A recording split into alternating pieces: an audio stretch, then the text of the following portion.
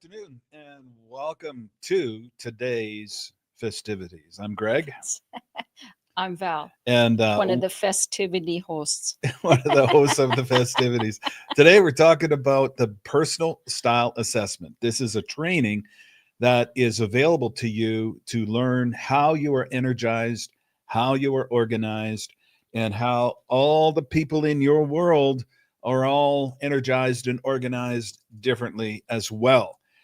So it's going to give you a skill. It'll give you a perspective. It'll give you a way to manage relationships at a whole new level. Some people will think you've obtained a superpower. That is a fact.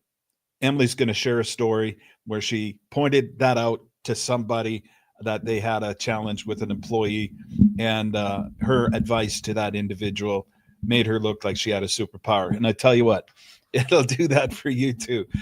So, without any delay, we're just going to get into the training here because everybody's busy and want to let you get on with your day, but get valuable content while we are here right now. Okay, so this is a personal style assessment that I have adapted, and I'm going to bring you to the citation down at the bottom here. So this document was adapted for business by Creative Ventures Inc. Portions of the above material are based on Network Participants Guide by Bruce Bugsby, Don Cousins, and Bill Hybels. So this goes back to the early 2000s when I started to integrate this training into my leadership style. And it was invaluable for me. And I'll share that in a few minutes. But let's get into you. You're energized and organized in a particular way that makes sense to you. It's your personal style, your own unique set of preferences. Your own personal preference is important to understand as it governs how you interact with people and within situations. There's nothing right or wrong about any individual's personal style. It's just how we're all wired. We're all preferred to do things in certain ways, and it's what makes the variety of life so intoxicating. Preferring to do something in a certain way is perfectly fine to do. Otherwise, misery would be your only company. Your personal style is where you find the energy and creative spark to exist in the best version of yourself. It's where life's meaning is cultivated, strengths and gifts are utilized to their fullness, and loving relationships are established and nurtured. However, when your preference overrules other people's preferred way to do things, then conflict will be the outcome. Learning about your personal style will help you to understand why certain things tick you off so much and why you like to do things the way that you do. You'll become a better leader. There's a proverb that goes, "The man that thinks he's leading yet has no one following him is just taking a walk." When you understand personal style, you'll be in a position to lead people in ways that they prefer to be led. Not only will they be happier and more productive, they'll enjoy being around you because you get them. I've used this personal style assessment in a wide variety of settings, and it's worked to improve morale and the level of work being done every single time. Understanding this simple thing almost gives you a leadership superpower, the power to make people around you feel valued, heard, and important, the power to achieve goals and accomplish meaningful objectives with a team without conflict. Now that's priceless. So, going to work through this personal style for yourself. And we'll jump down to this ancient Hebrew proverb. There's an ancient Hebrew proverb that also merits mention. To act without knowing how you function is not good. And if you rush ahead, you will miss your goal. Learning about your preferential style will reveal how you function. It will help you to reach your goals. This assessment will help you to know yourself better. And so we're going to get on to that in just a second. So what I want to do, first of all, is to share the application of this in one of the settings in my life, and then I'll bring Emily in to share with you what she had discovered and help this business owner resolve a conflict in his own business. For me, when I was pastoring the Foursquare Church in Edmonton.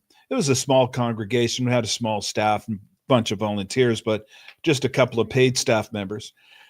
But I had one staff member that was never happy. It didn't matter how I would, like, we'd visit together, we'd meet, and we'd talk about what needed to be done in the office, and then I would send her on her way, and I don't like to be told what to do, all the details and everything. So I never told her all the details and what to do. I never interfered that way. And I thought I was knocking leadership out of the park. And I had no clue that I was the source of irritation and frustration for her because she felt like I didn't care about her. None. And so I thought, I have no idea how to solve this because that's never my intent to make her feel that way. What do I do? And then I came across this personal style assessment. I had her fill it out and go through it all. And when she did, I found out that she was energized and organized different than me. So in the assessment, you'll see that there is there is how you are structured or unstructured, and if you are people or task oriented. So when she did the assessment, she was up in the people and in the structured area. So that clued me in that when we would meet, let's talk about family. Let's talk about what'd you do on the weekend, that kind of stuff, which irritated me. It's like, I want to get down to, let's get the job done. Let's not do this, and, but I realized, no, she's a people-oriented person. Mm-hmm.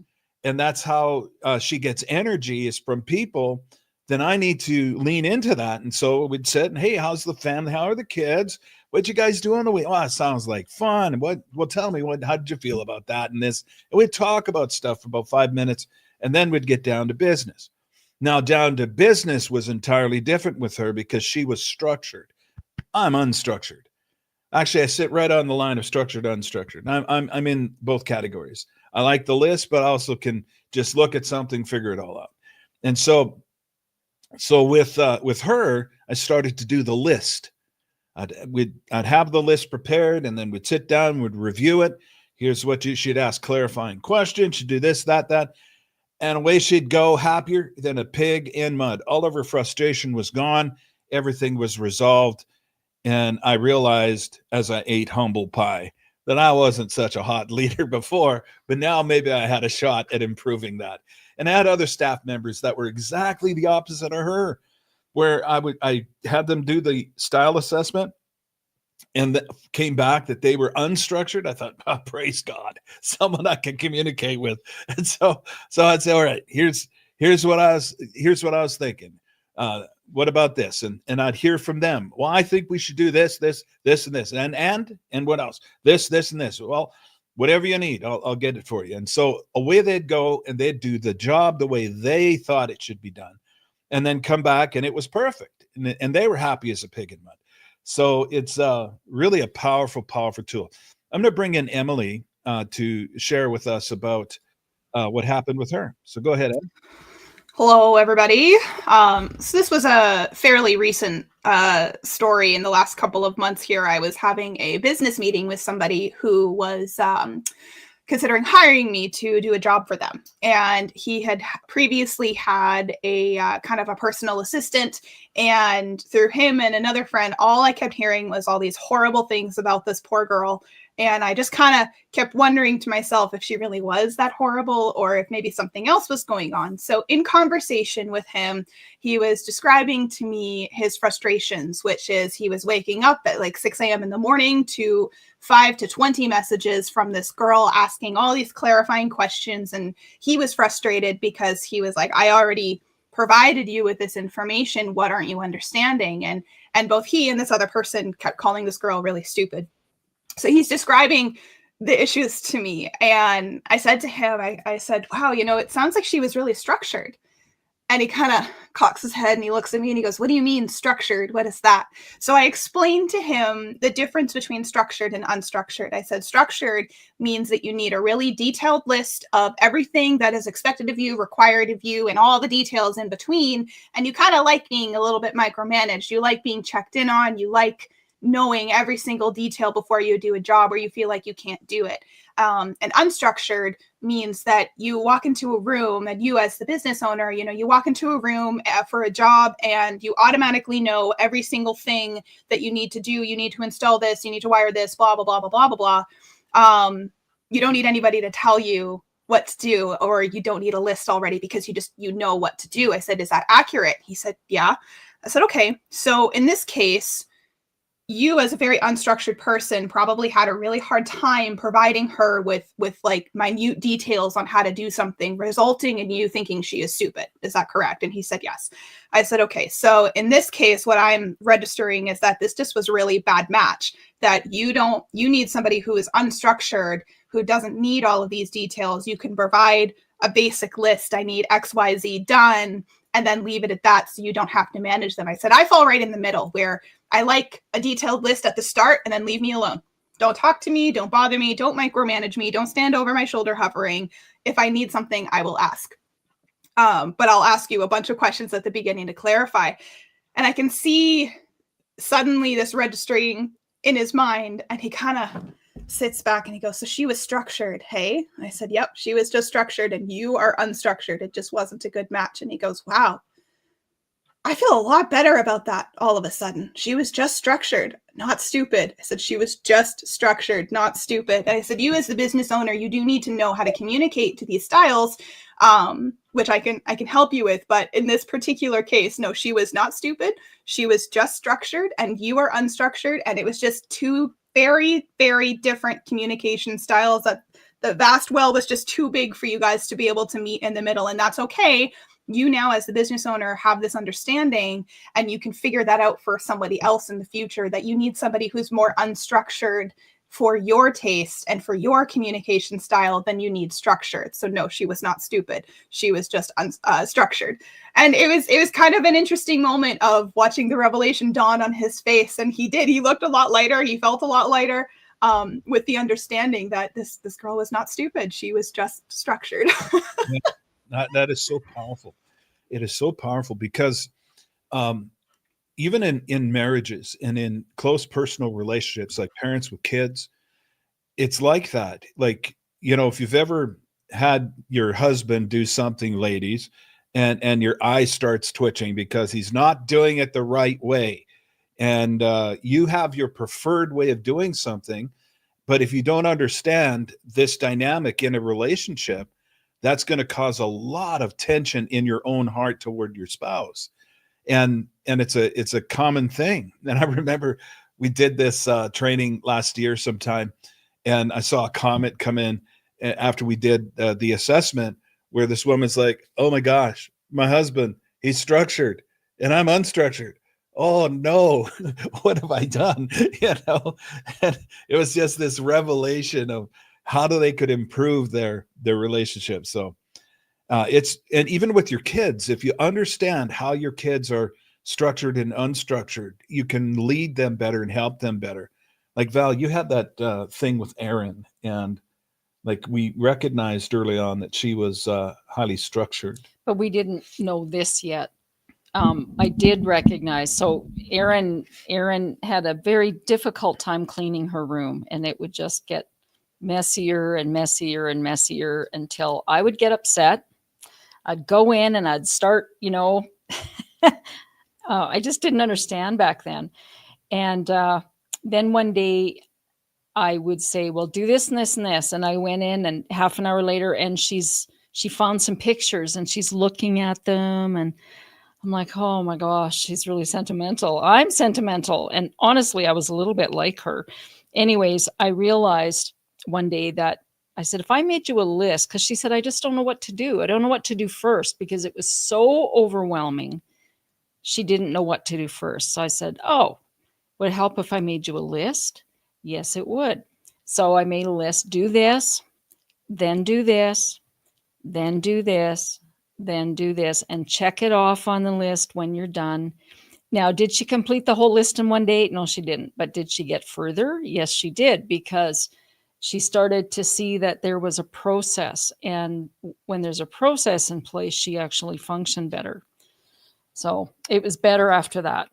Yeah. So, that's saying like this information is applicable in a lot of areas And of life. let me just say that getting upset with them or punishing them for not doing it and accomplishing the task actually doesn't help.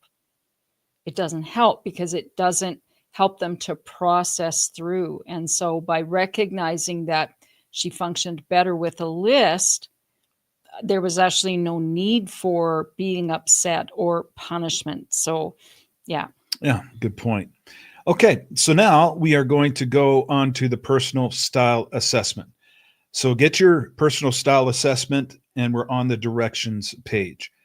So here's what to do. Read each statement and circle the number along the continuum that best describes what you would prefer to do or be. If you have a strong preference, circle a 1 or a 5. If it's moderate, circle a 2 or a 4. There are no right or wrong answers or responses. Mm-hmm. Just be as honest as you can about how you prefer to do things. Next, do not answer according to how you feel other people, might expect you to answer, like a family member, a spouse, a person in authority, a friend. It's your preference, not theirs. Number 3, select the behavior or perspective that would come most naturally to you. If you knew there were no restrictions or consequences for your personal expression. So this is your natural response, not something you think about. Well, I'm going to do this so that I don't ruffle feathers, or I'm going to do this so that I'll be accepted. No, this is just you as you, without any consequences, without any restrictions. You're just going to be you. What's your preference? That's what we're trying to assess, is your authentic way that you like doing things. That's it. When you've completed your assessment, total your E and O scores, and then plot your results on the graph provided on the next page. And we'll get to that in a minute. Okay, so how are you energized?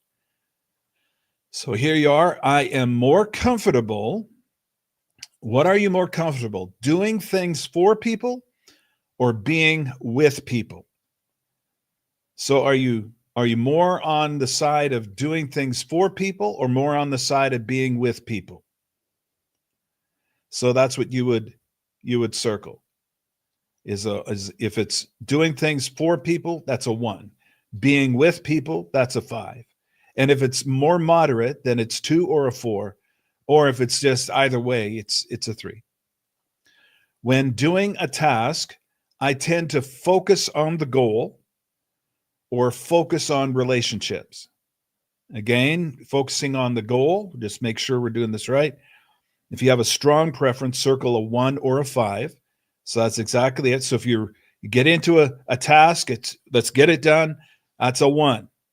Focus on relationships. You want to visit, hang out with people, that's more fun for you, you circle a 5. And if it's moderate, 2 or 4 or 3, if it's right down the middle. I get more excited about advancing a cause or creating community. Again, top of mind, this is your preference, not somebody else's. This is you. I feel I have accomplished something when I've completed a job or built a relationship. And again, now it's more important to start a meeting on time or when everyone gets there. So it's either a 1 for the on time, a 5 for when everyone gets there, leaning more towards the everyone or more towards on time, 2 and 4, so on and so forth. I'm more concerned with meeting a deadline or maintaining the team. What concerns you more? I place higher value on action or communication. What's the value that you have? communicating effectively, or action of the team. So your 1 would be action, 5 would be communication, moderate would be 4 on communication, 2 on action, down the middle is 3. So now add up all of this top level, all the energized level. Add up the number and put it in the box right here where the E equals, and put your number there. Okay, now we're going to assess how you are organized. Okay, so in life, I generally prefer to be spontaneous. If that's all the time, that's a 1. Or follow a set plan. If it's all the time, that's a 5. Moderate, 4 for there. Spontaneous, a 2 if it's moderate. If it's take it or leave it, either way, it doesn't matter to you, it's a 3. I prefer to set guidelines that are general or specific. I prefer to leave my options open or settle things now.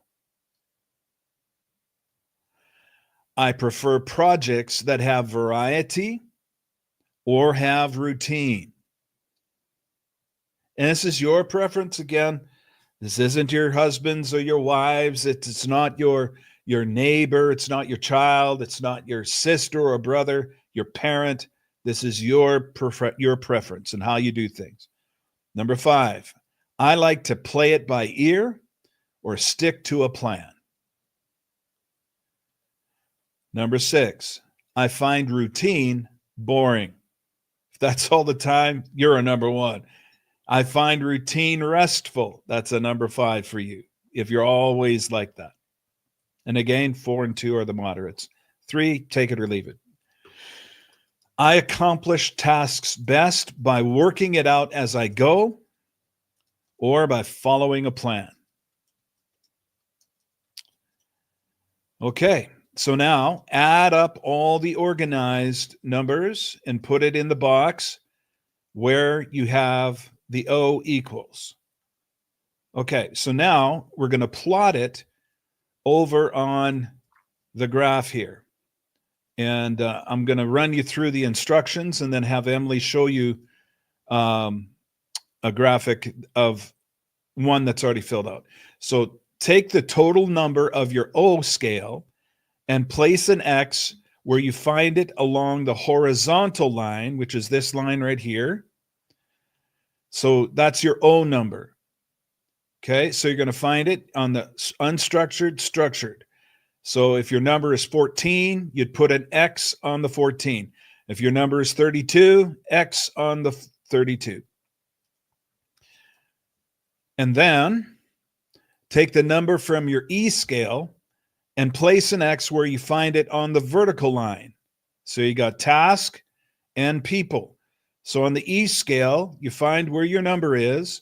And if it's 28, you put an X on the 28. If it's 12, you'd put an X between 10 and 14. Okay? Now, along the O scale, which is the horizontal line, draw a vertical line from bottom to top through the X you place there. So if your number was 14, you draw a vertical line right through the 14, going all the way up into the quadrant where your other number is, or down, or just draw the whole line right across the whole thing. Along the E scale, you would draw a horizontal line. So you'd be going sideways here. And where you intersect on those two lines is what your personal style would be. Okay? So Emily, let's bring in yours onto here. I'm going to remove myself and then scroll up for me. Okay, so Emily has E equals 22, O equals 25. Okay, go to the next page. And that's where her numbers were. So her X went on the 25, her on the E scale 22, and the lines are out here. So she's in the people structured area. The people structured area. Okay, we're just going to sit there for now. And then we'll go through what all this means in a minute here. All right. So that's how you figure out where you're at. So now that you have that decided, where you've got it figured out, okay, I'm on the scale, and I'm like Emily was people structured. Mine was out here on people unstructured and a task unstructured. So I'm out here pretty much on the line, of around 21 was my number, I think, on the unstructured and structured scale. And then on the other scale, I was way out here on 14 and then 21. Yeah. So it was about like that. Okay. So what does all this mean? So here's all the explanations. The unstructured, if you are in this category, then you prefer a lot of options and flexibility. You enjoy variety. You don't prefer to be told what to do, but rather an overview of what needs to be done and the goal of the outcome. You can usually figure things out and get the job done right. If you are leading an unstructured person, avoid using lists of tasks. They'll feel like you're trying to control them and will be frustrated by it. Provide them with a general task outline. Let them know the ultimate goal and the reason for the work being done. Then let them do their job. Unstructured people prefer spontaneous relationships that happen on the go. Being unstructured does not mean you are disorganized. It's just your preferred way of working and relating to others. If you scored structured, if you are in this category, then you like to work from lists and detailed plans. You like order and predictability. In a team setting, you'll prefer receiving a list of tasks with clear timelines and accountabilities. If you're leading a structured person or you're in a relationship with a structured person, provide them with lists of tasks that need to be done and exactly when they need to be completed by, along with details on how to do the work. If you try to lead them without the lists, they'll become frustrated and they'll feel like you don't care about them or with what they are doing. If you are a task, so you're organized by structure, unstructured, you're energized by task. If you are in this category, then you get energized by doing things. It's easy and refreshing for you to sit down, plan out a project, recruit a team, hammer out the details, get the job done. You don't mind working behind the scenes and don't really care that much for recognition. Getting the job done is the goal and the real energy point for you. If you're leading a task-oriented person or in a relationship with a task-oriented person, they'll want to get down to business right away and talk later, or talk while you're doing the job. That's not being antisocial, it's being task-oriented. Chit-chat and small talk at the beginning of meetings may annoy you because it's not related to the task at hand. You prefer to get it done. Work first, visit second. And if you're a people energized person, if you're in this category, then you get energized by interacting with people. Relationships are key to you. People orientation follows this credo. Visit first, work later, then visit some more. Building relationships is more likely one of your main core values. It's the most meaningful work that you can imagine. In a team setting, you prefer to chat and visit at the beginning of meetings until everyone has had a chance to settle in. Then you get down to the business at hand. If you're leading a people-oriented person, take time to get to know about other areas of their life outside of work. Be genuinely interested in them. Do this prior to providing the list of tasks that needs to be accomplished. If you hit them with tasks right away, they'll feel frustrated and think that you don't care about them as a person and only care about your work. Visit first, work second. Okay, so that is the information that we have available to you regarding the personal style assessment. So tell me in the comments, what did you score? What did you score? Are you a task people person, structured, or are you a task or a people? Are you structured, unstructured? What's your combination? Put that into the comments if you feel comfortable doing that. So just put what your assessment came back, and then we'll just chat about it. I don't think we've ever done this, so I just want to see where everybody's at. Yeah, we have. We've asked people where they are on the.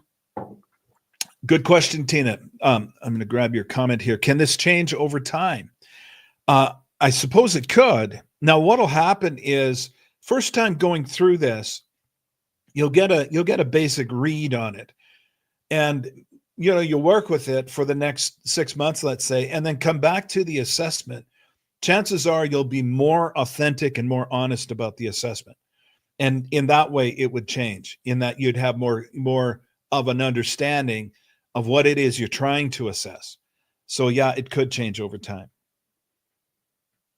Okay, so I have experienced it changing over time based on the phase of life you're in, based on what you've learned up until that point in time. I've had my love languages shift too. I haven't shifted a lot on this particular scale, but I've definitely shifted some. But depending on what you've learned up until what point, I do this maybe like once a year just to check in on myself and see if I'm still on the same scale that I was at. And it usually shifts a little bit, but it is possible for it to change. Okay. Kate needs a bit of help. So we don't know what you need help with, Kate. So if you could drop a question into the comment, we'll help you out. Yeah, because it's not like we're not going to start at the beginning all over again. So what might be helpful is if you have the PDF in front of you to answer the questions, even if you write the answers on a piece of paper beside you, like if you can't print it off. And then while you have it open in the PDF, then chart it. And once you chart it and tell us what your numbers are, then maybe we can explain it to you better for you personally. So I think going through the questions will really help you. Oh, this is interesting. Mary saying, interesting. Just realized when I feel safe, I'm relationship oriented. When I feel unsafe, I'm more task oriented. That's interesting. Well, and so I look at that and I think, then you're still not authentically you in those situations. I think you would be more authentic when you feel safe. So the feeling unsafe and the task orientation is not who you really are. It's when you feel unsafe. So if you chart out your answers to those questions, and you know what, if you have to labor over the answers, then you're concerned too much about getting it right. It's actually better to go through, and as soon as you read the question, oh, I'm this, write it down, and then do it again 6 months from now, and it might shift. And it might not be that it shifted, but that you're more authentic about your answers. And I don't mean to imply that you're not authentic, but if you didn't see her previous comments, Greg. Okay. This is quite interesting, actually, because maybe a lot of people, this might be a really good thing to talk about. Her initial question was, what if you've been conditioned to be task-oriented because of being hurt in relationships very early in life? How do you know what's conditioning and what's God's design? And I really liked Emily's answer to this, actually. She said, I have found that through counseling over the years and dealing with traumas, my scale of structure and unstructured has shifted slightly. Same went for my love languages. You are where you are in the moment, but that doesn't mean it stays the same forever. It's also important not to over-spiritualize your answers here. Thinking, what is God's design for this answer, defeats the purpose of the assessment because he already created you structured or unstructured. That's a good point. Emily. So if you're thinking in terms of, what's God's design, I have to answer the questions in line with God's design. No, what you're doing is you're authentically answering the questions according to, gosh, if I had my choice between this and this right now, and there was no wrong answer, this is what I would choose over here. That's how you answer it. Yeah. And that's when and believe me, when I say I get where you're coming from, because for the longest time, I didn't know what I really wanted.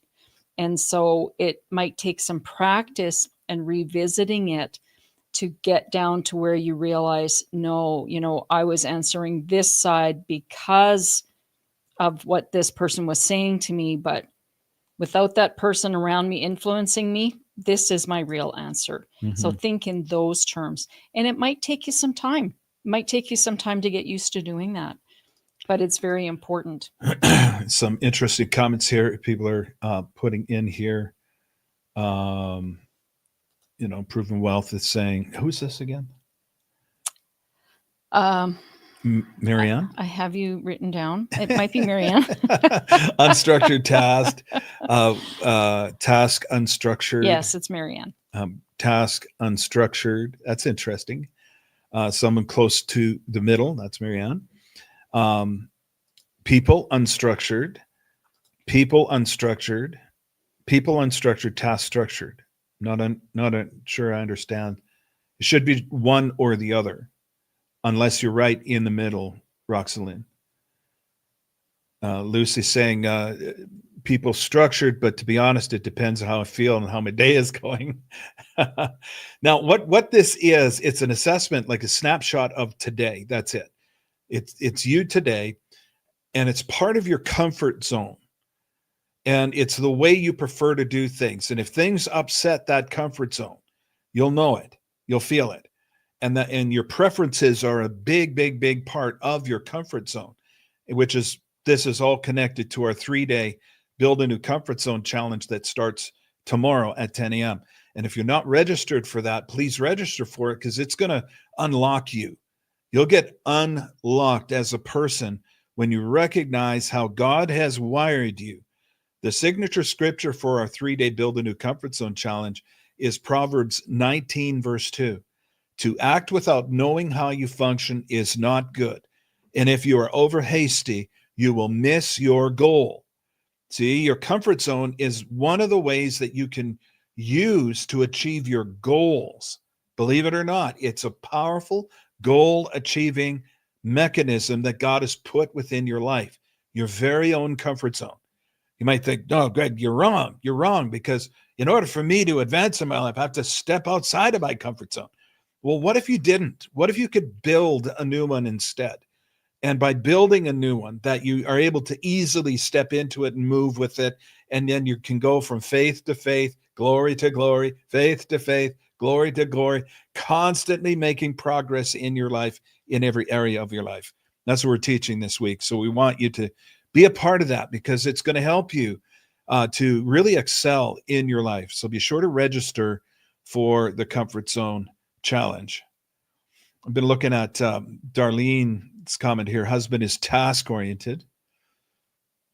And people person, unstructured. Husband is structured and list person. That's good to know, right? Absolutely good to know. She also commented, we butt heads a lot.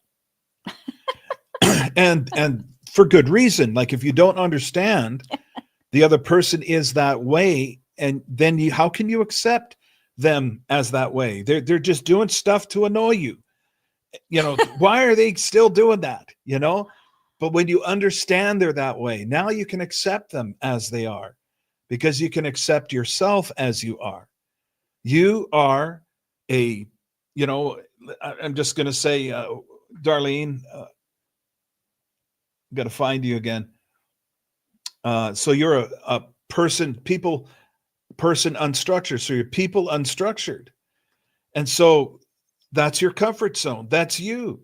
Accept the fact that's the way you are. You don't have to be like your husband.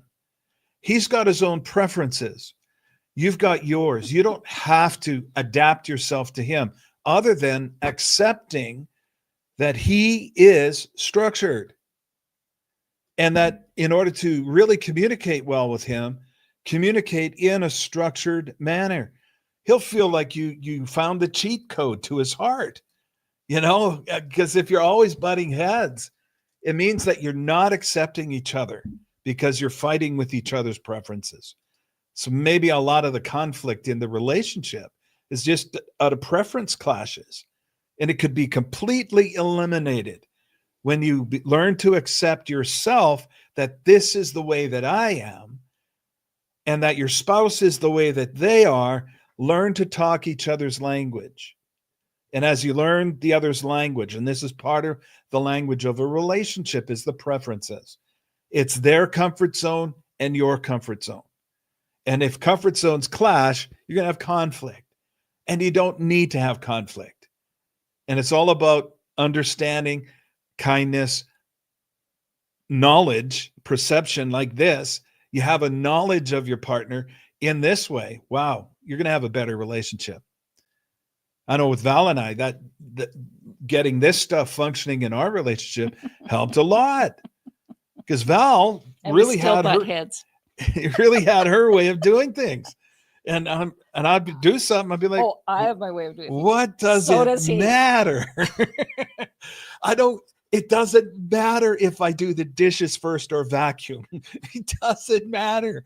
It matters. So that's what I mean, is that it can reduce the friction in a relationship. Harold says, I am working through this with my wife, and it has helped us, he clarifies, us tremendously. Yeah, it's a joint effort. That's right. And it's good if both of you can be doing it at the same time in a learning phase, because if one person learns it and is trying to convince the other person, then you can butt heads on that, because the other person is like, I don't need to listen to you. No, but if you're working through it together, it does help. It's not impossible to do it separately, but yeah. Okay, so let's talk about that. Again, it's about preference. You prefer it this way, they prefer it that way. If you accept each other's preferences, then it won't matter to you so much that they're doing it a different way. But if you don't accept their preference, then it will always aggravate you that they're not doing it your way. I call this being the captain of the world, is that it's got to be this way or else. And it doesn't have to be that way. And it's just about learning to accept yourself the way that you truly are, and accept others in the way that God has accepted them and has accepted you. Let's talk about, because there's lots of questions now about, if your husband and you, or you and another person, are different styles. I think it's about, like, for me, it's about if we're working on a project together and I have my preferred way of working, like I'm a list person. If I'm getting ready to have a whole bunch of company, I'll literally make a 3-day list to clean the house, grocery shop, get food ready, like how to coordinate it all together. Greg just stays out of my way. It's like, Val's getting ready for Saturday, leave her alone. If I need his help with something, I'll say, I need your help with this. I would love it if it was done by this time, because then it fits into my time slot, right? Yeah. If she asks me to do something, I usually drop everything I do and do it, because I know how important it is to her. But I also want to be cognizant of his work schedule, to not expect him to drop everything, to give him time to work it into where he doesn't have to drop everything to get it done for me. So it's about honoring the other person's style and trying to get them to work together. And it's possible. Are we perfect at it? No, we're not.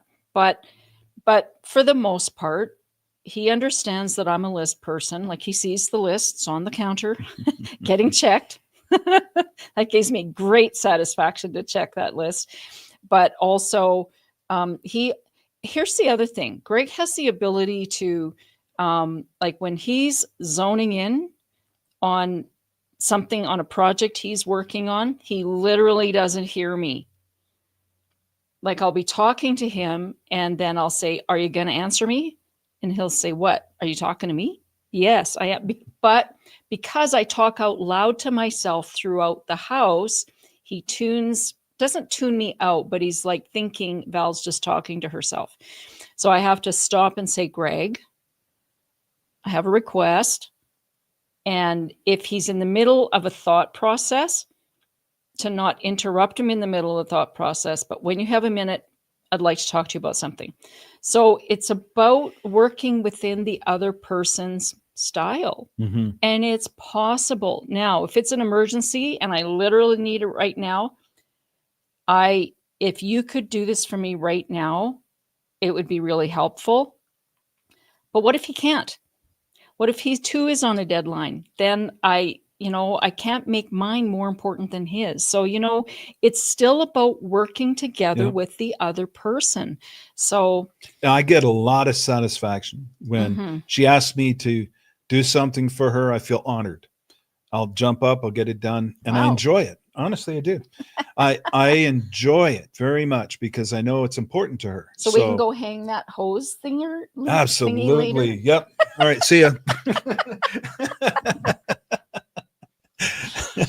And here's the thing that I'm guilty of is not asking because I think, well, Greg's working and that's important. And then it goes for 2 or 3 days and I haven't asked. And then I might get upset and he'll say, you didn't tell me you wanted done by this time. Well, you were busy. I didn't want to disturb you. So, that's where it's learning. And we've been married for 38 years, you guys. And some days we're still working this out. Mm-hmm. So, yeah. Cool. All right. Corey says, quick, Val, make your list for Greg. No list. No list. There was one question I wanted to address before we end this, but of course I didn't go and find it first.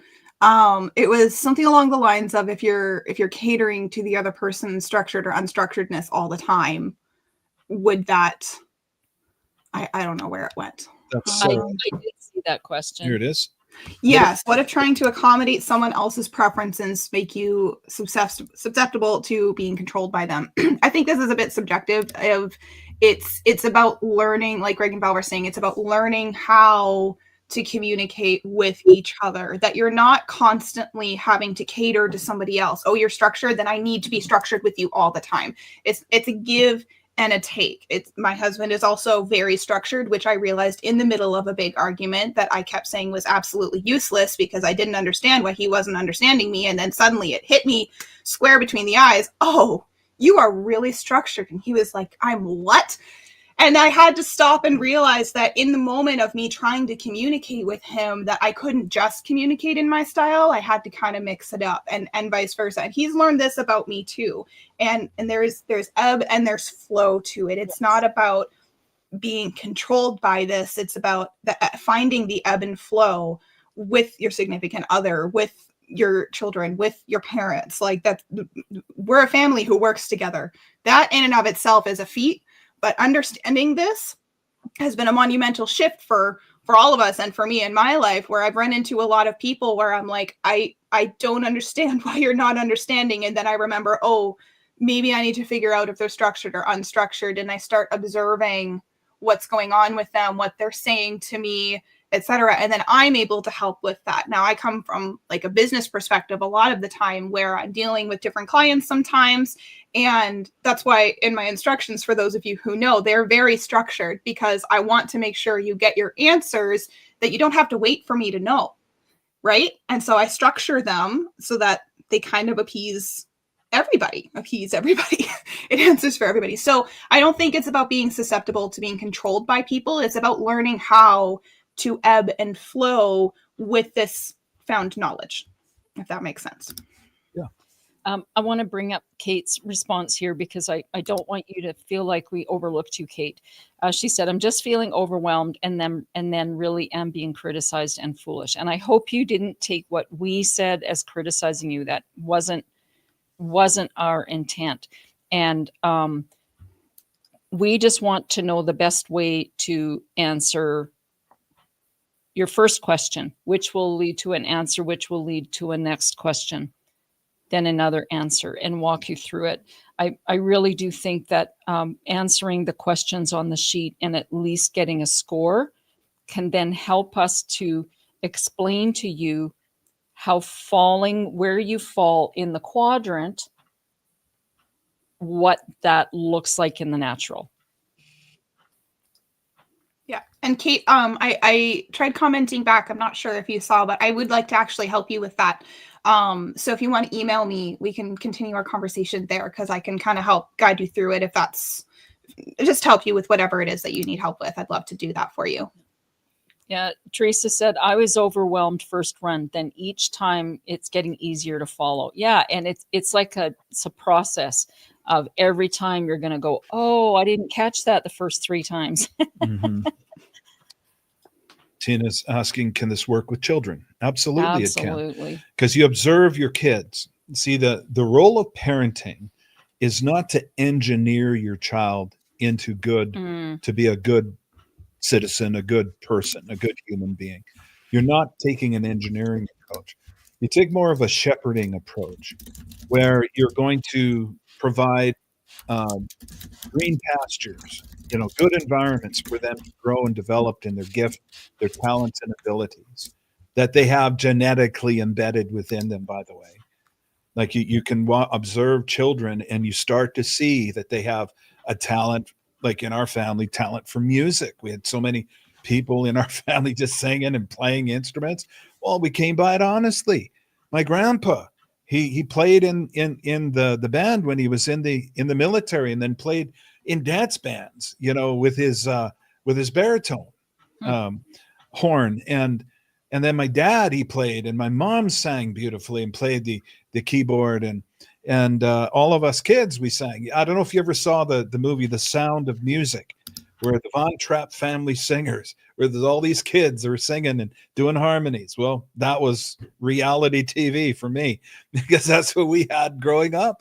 We had this family choir, and we'd go and do performances everywhere. And so you can see the talent, you see the gift, you see the propensities within your children.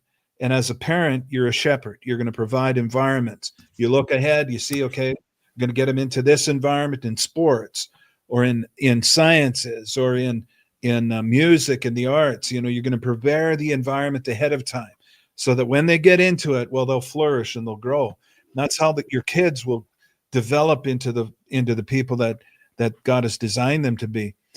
And in this, understanding their style, you will eliminate conflict with them, especially going into their teen years. I heard this early on in my youth ministry, because I did a lot of research about youth and the conflicts of teenagers and everything like that, because I wanted to really get into the mind of a teenager. And I found that this piece of research showed that if a child experiences unconditional love in the first 3 years of their life, that they will grow into very secure adolescents and teenagers. Very secure. If they're shown unconditional love, they'll have security going through the different phases of life. So love is the great identifier. It's the great thing in our lives that gets us to where we know who we are. We know what we are. We know what we can do. Love is that thing. And so being able to have that in a child's life, and then understanding the style of your children. You could adapt it, Tina, take this very same assessment and get them to fill it out. Adapting the questions to something they would maybe do, and just have them fill in the assessment, find out how they're energized and organized. And then go from there. And you'll be able to communicate with them differently. They'll be able to relate to you differently. There won't be as much frustration and angst, or the need to punish, or anything like that. It'll be reduced dramatically just by understanding one another. That's all that it takes. Sarah says, it does work with children. After I learned this, I stopped getting irritated with one of my daughters, who keeps asking questions when given a task. So from the beginning, I give her as many steps as possible to follow till completion. Exactly. Excellent. And when I make my lists, when I'm getting ready, my previous example, I literally break it down in the house: bathroom, dot, dot, dot, dot, dot, dot, dot, living room, dot, dot, dot, dot, dot, dot, dot, kitchen, dot, dot, dot, dot, dot, dot, dot. I might not do it in that order, but I can cross it out, and then I feel better because I'm not feeling overwhelmed by, I need to get all of this done. It's like, just do one thing, and then just do another thing, and then just do another thing. And that, I think that helps with people who get overwhelmed easily. And I think Erin was like that. She just got overwhelmed by the huge task. And, honestly, had I started with her earlier, her room probably wouldn't have got as bad as it was. But I kept thinking, I'm not going to do it for you. You need to learn how to do this yourself. She didn't know how to do it herself. And when I realized that, oh, okay, I'm just going to walk you through this. And I realized she was very much like me, where I functioned very well by laying it out and saying, I can do one thing right now. I can do another thing right now. I might stop in the middle and go grocery shopping and start working on this list, but I still am aware of what needs to be done. So now somebody said here, this was really interesting, about how it's not easy to work with. You said it's not easy. Oh, here you are. It's Teresa. Is that Teresa? Now I'm getting names mixed up. Hard to work with task structured, as hubby's preference is not people oriented. So the result is not to voice plans. So I'm not sure who isn't voicing plans, but again, that might take time. And as your husband recognizes how it brings more peace to both of you, him as well, like right now he's thinking about him, that's not a bad thing. Just take it as he's just seeing how this affects him. And when he realizes, if we work this out together, then I will actually be at more peace. Now, Greg used to say to me, I'm not a mind reader, Val. And he's not. And I'd be thinking, he should know, right? And women, we can have a tendency to be like that. So instead of, being like that and assuming that the other person just knows what you're thinking, and maybe it's your husband who's thinking that, but just work with him. And once he sees results, it will change. It will shift. Okay. Well, we're going to wrap this up. Thank you, everybody, for being here. We hope this has been of value to you. Want to encourage you to join our got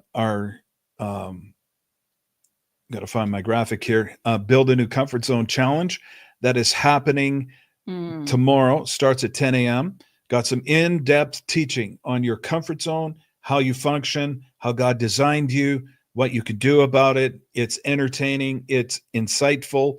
You'll learn about yourself. You'll learn how to advance your life to grow and grow and grow. We have a VIP set up with the Build a New Comfort Zone Challenge that you can purchase for only $57 USD.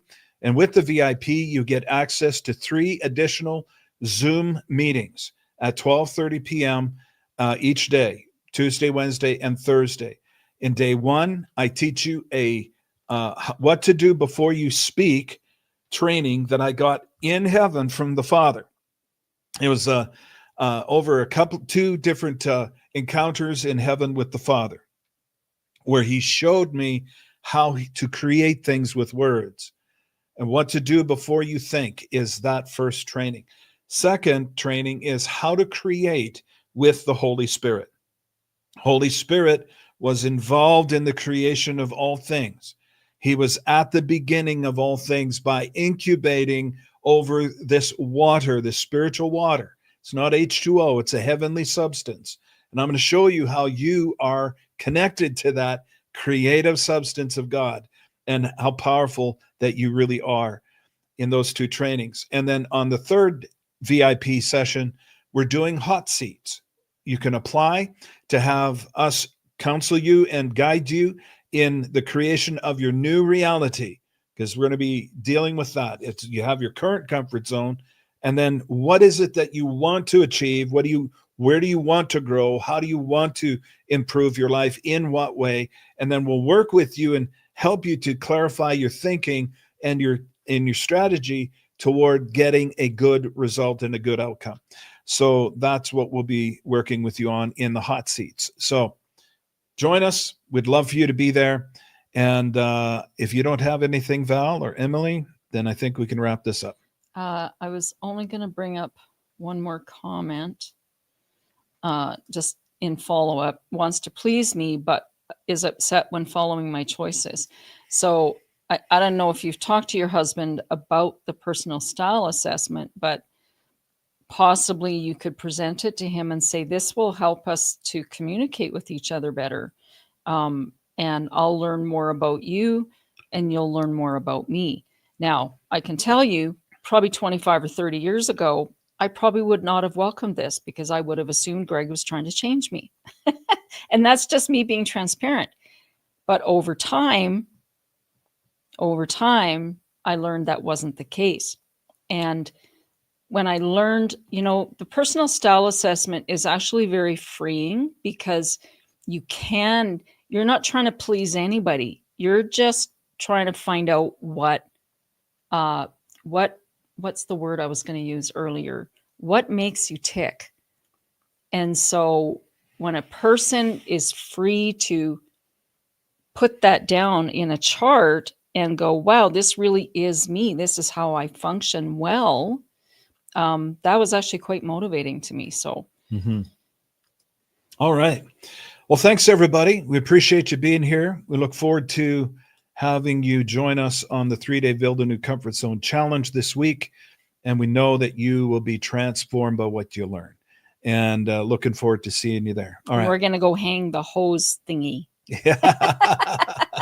Yay!